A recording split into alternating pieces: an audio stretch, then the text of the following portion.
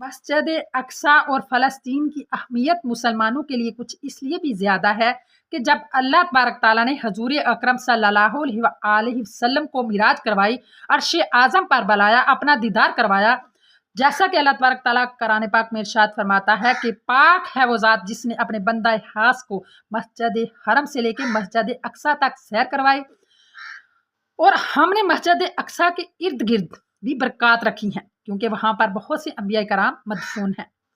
حضرت جبرائیل علیہ السلام اپنے ساتھ براق لائے تھے، حضور اکرم صلی اللہ علیہ وآلہ وسلم کو سوار کیا اور مسجد حرم سے مسجد اقصی گئے۔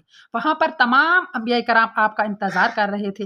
آپ نے کم و پیش 1,24,000 پیغمبروں کو امامت کروائی اور وہاں سے آپ سیدھا آپ کا براق آسمانوں کی طرح پرواز کر گیا۔ اس لیے مسجد اقصی مسلمانوں کا قبلۃ الاول ہے۔ مسلمان